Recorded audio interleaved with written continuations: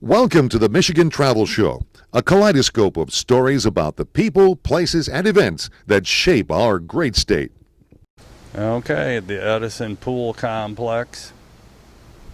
That's pretty cool. Okay, well, today I'm in Fort Myers. This is Gary Morgan of Michigan Travel, and today I'm at the Edison Botanic Research Corporation, established in 1927. Thomas Edison, Henry Ford, and Harvey Firestone were working on their own sources of rubber instead of worrying about getting it from foreign sources even 100 years ago. So here is a plaque here on Mina Edison's, Thomas Edison's wife, and over here a sculpture of her. She was the one who helped out in these gardens and did a lot of civic work, community interest things while she was down here, and she was here from when they got married in 1886 until 1947. So they still have a garden out here now of different plants, kind of recreating what they had back here in the early 1900s. Here's the ticket booth.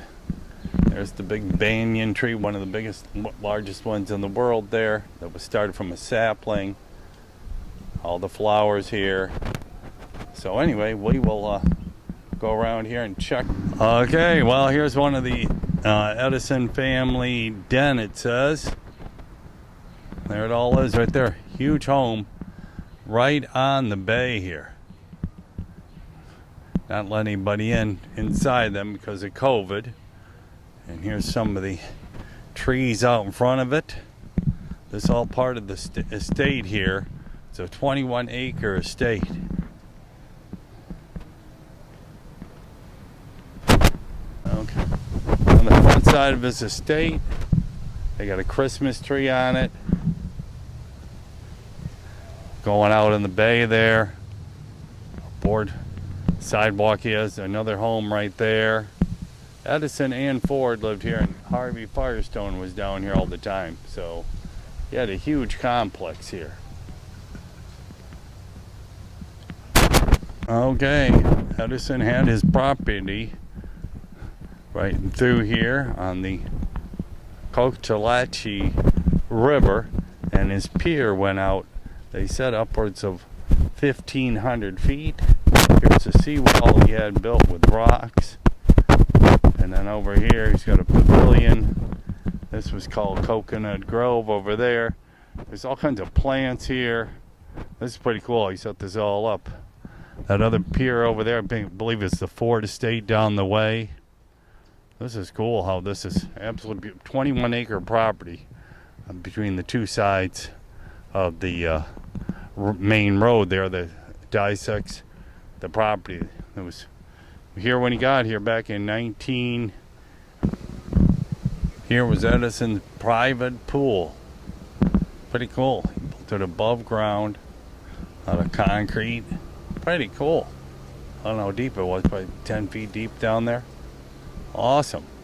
On its day, here it all is. A beautiful Christmas tree right here in the middle of everything. Kind of cool during the holiday season, right here in the middle of the Edison and Ford Winter State Gardens. Here was the Edison winter home right there. And we'll do the walkway and go down to the Ford winter home. Okay, this was the Seminole Lodge that was built here by Edison. And when Mina, his wife, he died before her, she deeded the property and the homes to the city of Fort Myers in 1944 for $1. Seminole Lodge has been open to the public to visit and enjoy since November of 47. So they gave all this property to the city to keep as a public museum and gardens for the public to see. Pretty cool. 14 acres, although it's 21, maybe it's 14 acres when he first originally bought it. Well, the other house in front of me is now was the Edison guest house. It was built for his good friends, the Gillians, but then McGregor's and other people stayed there. Charles Lindbergh stayed, Harvey Firestone stayed here. There it is, right next. There's the Edison home. Here's their guest house. Almost as big as the original house. Pretty cool. Well, here's Henry Ford. Born in 63, died in 47, and the whole deal. His son Edsel, that's why he named the car the Edsel. Ford purchased their Fort Myers estate in 1916. It's right next, obviously, right next here to the Edison estate. Statue here of Henry Ford. And here's his winter home right here, right next door. Another one down the way here. He used these houses here during his winter retreat here. Okay, they have a little car museum on the Ford cars right here. And the history of Ford and how it started. Quick history of it. And some of the cars that were made here, Model Ts, Model As.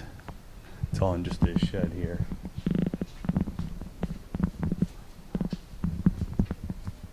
Model T truck and a Model A Ford.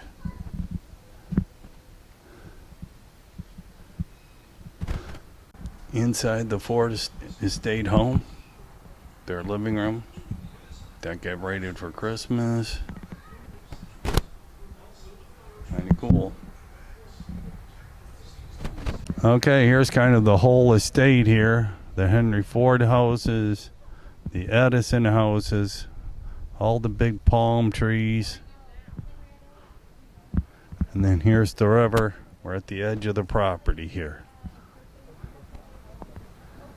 Yeah, it's definitely a beautiful spot here in Fort Myers.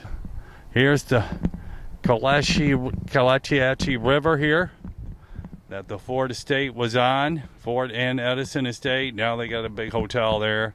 All those hotels, those would not have been here in 1916, 1886. But anyway, this is what it was like when they were first here in the 1880s. And then Ford moved here in 1916. And here's part of the estate. This place is beautiful. They did a phenomenal job of preserving it pretty much the way it was from the 1880s to now. This is pretty cool. A beautiful spot here by the Edison and Ford estates. Still got to go through the rubber laboratory on the other side of the main street out there. Okay, we're looking at a little citrus garden here by the Ford estate. Well, it's a Henry Ford citrus grove, and great fact, the first orange trees in Florida were believed to have been planted in St. Augustine by Ponce de Leon, the founder of Florida, in 1513. And when Henry Ford purchased this Fort Myers estate in 1916, dozens of fruit trees, including orange and mango, were already growing. This grove-like lines in this area of the property. There they all are. Some are covered to protect them from some of the frost that may have hit down here earlier this week. They put out some fake Christmas trees to make it look Christmassy around here. Pretty cool. The front side of the Ford estate, looking out here towards the road. Same with the Edison houses. This is the main road here. What's amazing here are these super huge palm trees growing right alongside the road. They said this road probably early 1900s, and it's just a 2-lane road going right through the middle of the estate here. Obviously in the early 1900s. And those trees are whopper. They must be 80 feet tall. Wow, wait. Here's the row of huge palm trees out in front of the Edison houses. All these other trees here. Obviously was working to find rubber out of any of them. It was pretty cool. And here's a tree they make up for the holidays. Well, this is cool. There's a little rose garden here. Was Clara Ford's Michigan Rose Garden. And she would have grew 350 varieties and 10,000 rose plants at their family's estate in Fairlane, right in Dearborn, Michigan. Miss Ford's favorites were tea rose of shades of yellow and white. And she hired one of the first female landscape architects, Ellen Bird Shipman, to design her formal rose garden. And their moonlight garden here at the Edison Winter Estate. And this was all done by by Peggy Campbell, the great niece of Miss Ford, and future heirloom rose of the 20s era, adopted the Southwest Florida climate.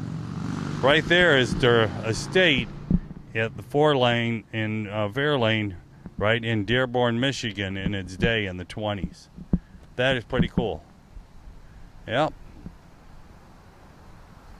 Another connection of Michigan and Florida right here in Fort Myers, Florida. Just had a picture with Thomas Edison, along with his famous tree, the banyan tree he planted when he first got here. Cool plant there. It's got different colors on it. Anyway, here is the life of Thomas Alva Edison, born in February 11th, 1847, died October 18th, 1931. Named 20th Century Man of the Millennium by Life magazine. Ed is best known for perfecting a commercially viable light bulb.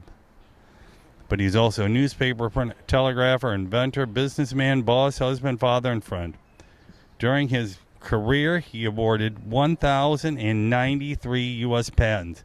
The only person granted a patent for every year for 65 straight years. His purpose was to transform middle-class life. He discovered an astounding number of commercial applications for ordinary materials, agricultural products, although his favorite invention was phonograph. His work spanned improvements to telegraph, light bulb, generator, motors, moving making, battery, cement, domestic source of rubber, one of the primary research focuses in Southwest Florida. From his first visit in 1880 to his last day in Fort Myers in 31, Edison created a remarkable estate that included areas for research as well as family and social life. His love of Florida included pastimes like fishing, boating, reading, trips to town, and exploring the tropical paradise that Edison referred to as his Eden. The statue of Thomas was donated by the estate's patron, Darrell Alderman, and created a sculpture by D.J. Wilkins in 2004. Edison's famous quote, "There's only one Fort Myers, and soon 90 million Americans will discover it." It has proven true for thousands of national, international, and Florida residents visit the Edison and Ford winter estates every year. Pretty cool. We're inside a museum here. Here's a wooden statue of Thomas Edison, but we're surrounded by all his phonographs that have been made since that time. And he said, "I expect the phonograph to be the greatest of all musical instruments. I will have plenty to do, but it will be done." That was in 1915. In 1920, it became a reality. His first recording on the phonograph, "Mary Had a Little Lamb," and reproduced perfectly. I was never so taken back in his life. And in 78, I've made some machines, but this is my baby. And I expect it to grow up and it to be a big feller and support me in my old age. The phonograph, record players, and now it's turned into everything else since then. Reproducing sound. His greatest invention, according to him. Everybody else thinks about the light bulb. Pretty cool.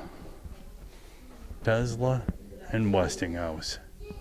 Pretty cool. All born in the mid 1800s, and all worked on the light bulb. Pretty cool.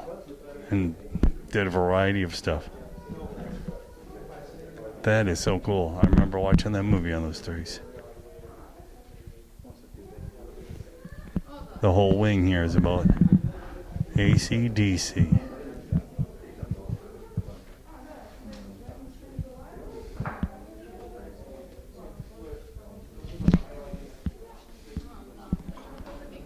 The Edison and rubber, the scientific quest. In 1927, Ford and Edison worked together to create rubber out of plants somehow in the United States. And of course they did create a 2.5 million acre rubber plantation on the Amazon River in Brazil. But they did thousands of experiments to get there. Here's our little museum of it. And we're going to go in the laboratory, and he was almost 80 years old when he was doing this. This is what this whole area was about, the Edison Botanic Research Corporation Laboratory. It was built in 28 on looking for ways to have domestic rubber supply, and they went through thousands of plants, the whole deal. It was amazing.